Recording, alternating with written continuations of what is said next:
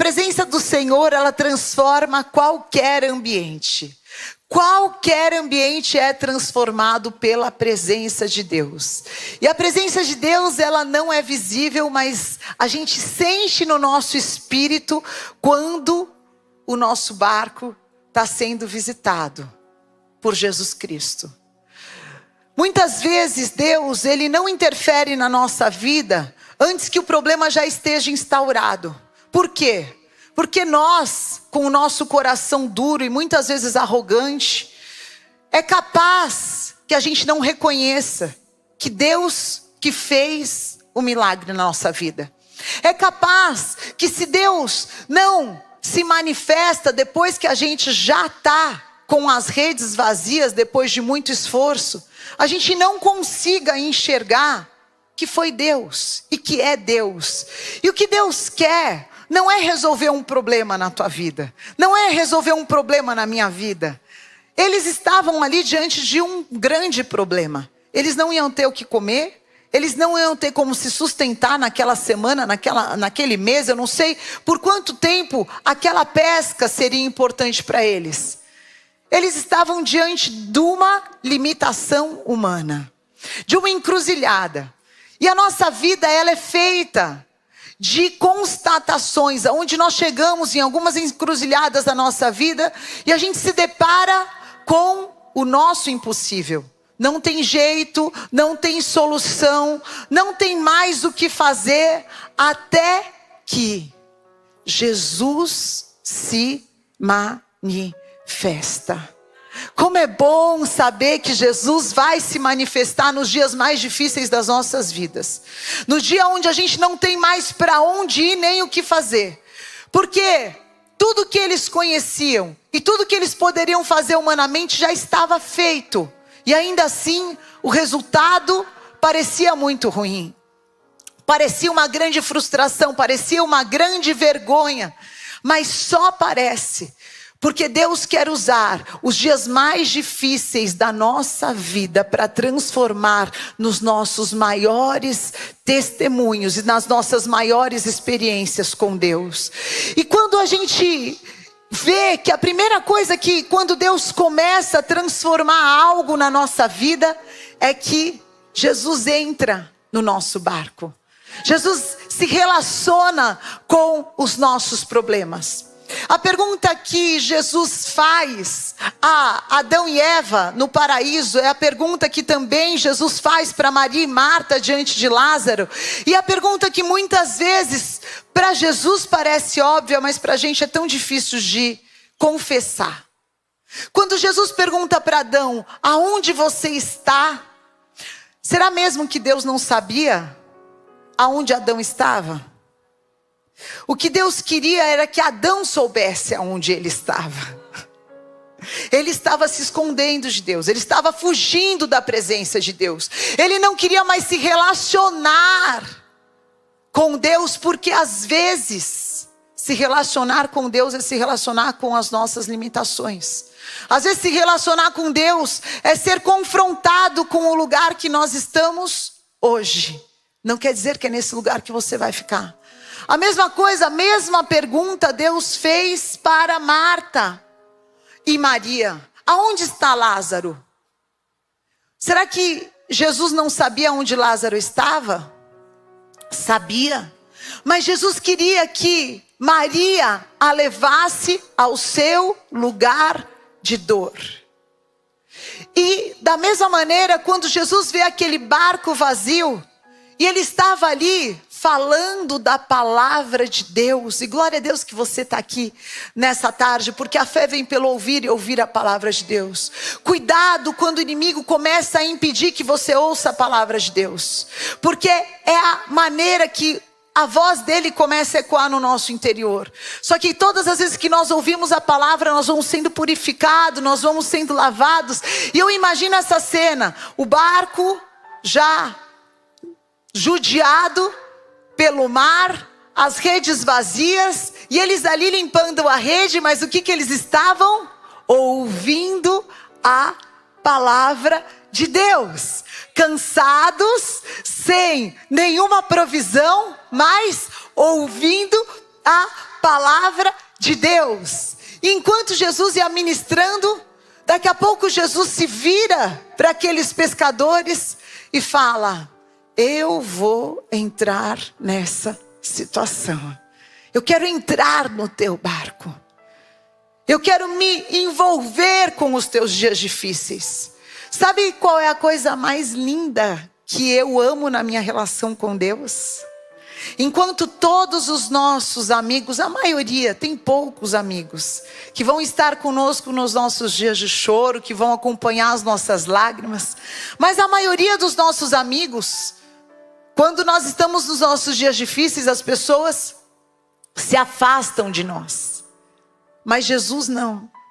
Jesus, ele é o amigo certo das horas incertas. Ele é o melhor amigo. Ele é aquele nosso amigo que você pode abrir todo o teu coração, mostrar os teus defeitos e ainda assim ele vai continuar te amando do jeito que você é.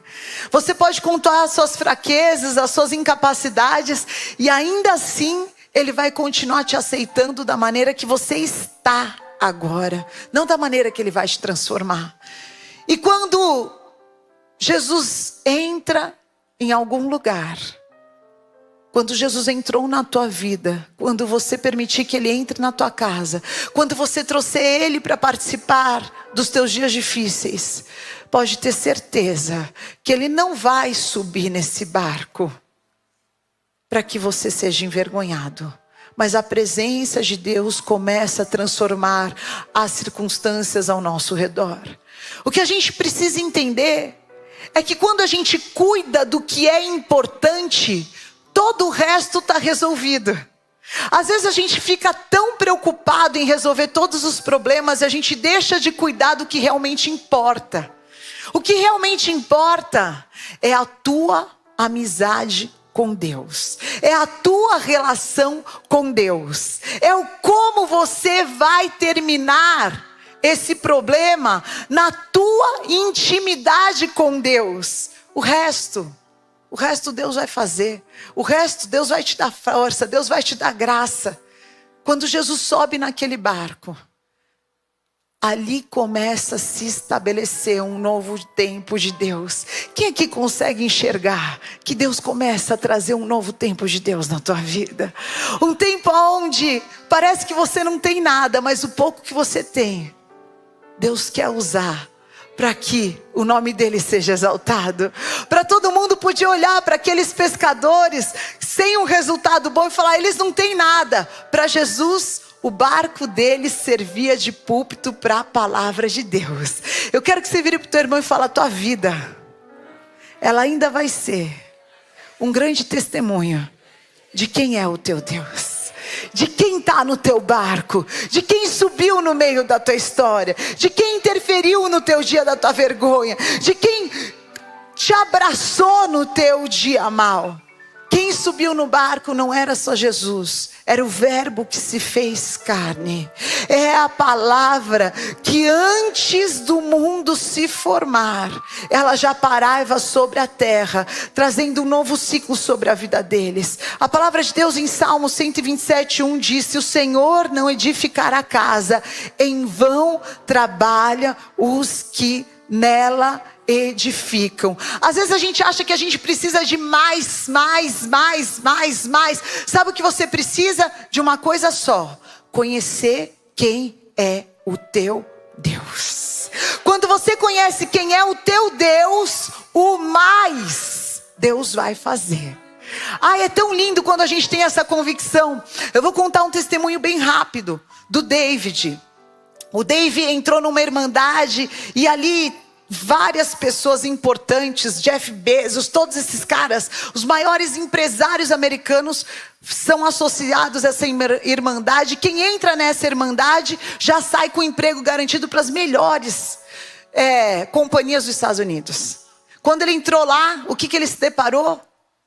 Com um monte de sujeira que não tem nada a ver com ele. Um dia ele falou: mãe, eu olhei para todas aquelas pessoas e eu me fiz uma pergunta: será que eu quero ser como eles? E a minha resposta foi não.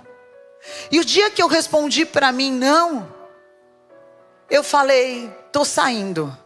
Quando ele saiu, ele foi meio que perseguido, eles falaram, você não vai trabalhar mais em lugar nenhum, porque não é assim, não é qualquer um que entra, e a gente te aceitou, e agora você está saindo, e me mandaram 1000 e-mails para mim, para ele, ok. Quando ele saiu, eu falei para ele, filho, você não precisa conhecer homem nenhum. Se você conhecer a Deus, que é o Rei dos Reis e Senhor dos Senhores, é Deus quem vai te exaltar. É Deus quem vai te colocar nos lugares que Ele tem para a tua vida. Sabe por quê, queridos? Quando a gente nascem 2 paralelas. E me ajuda aqui, quem fez aula de matemática? 2 paralelas, elas nunca... Tá fraco, todo mundo aprendeu isso na escola, vai. 2 paralelas, elas nunca se cruzam. Qual é o maior engano de Satanás? O maior engano de Satanás é você, primeiro, ser induzido ao diabo que ele não existe. Então, já que ele não existe, você não se defende. Só que o dia que você nasceu 2 planos para a tua vida. Um é o plano de Deus. E o outro é o plano de Satanás para a tua vida. Eu hoje posso dizer que eu sou fruto das minhas escolhas pelo plano de Deus na minha vida. E tudo que eu vivo é fruto das minhas escolhas espirituais. Não humanas, não carnais. Muitas vezes com lágrimas, com sacrifício, com choro, mas sempre escolhendo a vontade de Deus. Porque a vontade de Deus tem 3 características lindas. A vontade de Deus, ela é... Mas dói. Dói. Abrir mão da tua vontade para fazer a vontade de Deus é o maior processo de conversão que a gente vive todos os dias. Porque muitas vezes a gente vai querer fazer a nossa vontade, dói menos. Vou fazer do meu jeito, na minha hora e do jeito que eu acho que é bom para mim. Mas o que o Pai acha que é bom para mim? E a outra paralela é o plano do inferno sobre a tua vida. Ele é tão distinto daquilo que Deus tem para a tua vida, que quando às vezes a gente ouve uma pessoa contando testemunho no altar, você fala, esse cara está inventando, não é possível. Essa pessoa aí não fumou nunca, essa pessoa nunca bebeu na vida, não é possível, isso é história. Porque é tão distante do que Deus fez na vida da pessoa, que parece até que não é verdade. Agora, hoje muitas pessoas estão sendo roubadas porque Satanás quer que você ache que vai ter um ponto de intersecção. Que vai dar para você pôr um pé aqui, um pé aqui.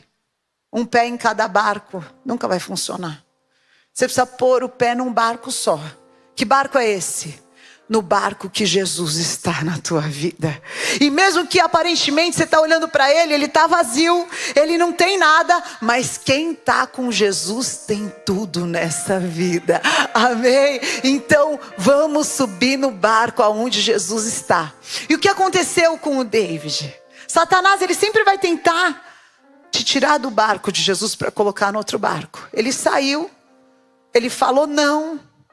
Em menos de 3 meses, a chefe do departamento de ciências políticas da faculdade convidou o David para a última vaga que tinha para ele trabalhar em Washington, dentro da Casa Branca. Nós não sabíamos que existia esse projeto, nós não sabíamos desse curso, mas ele entendeu o que é ser escolhido de Deus. O dia que ela convidou o Dave, ele me ligou e falou, mãe, tem um curso assim, surgiu uma oportunidade. Eu falei, agora você vai entender, meu filho, o que é a diferença daquele que serve e daquele que não serve a Deus. Ninguém indicou o teu nome, ninguém falou quem você era, mas porque você falou não para Satanás, Deus soprou o teu nome para o lugar onde Ele pode te colocar. Amém? E é isso que Deus faz na tua vida. É isso que Deus faz no teu futuro.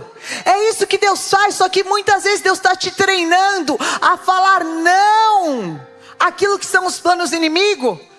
E você não está conseguindo ouvir a voz de Deus que está falando.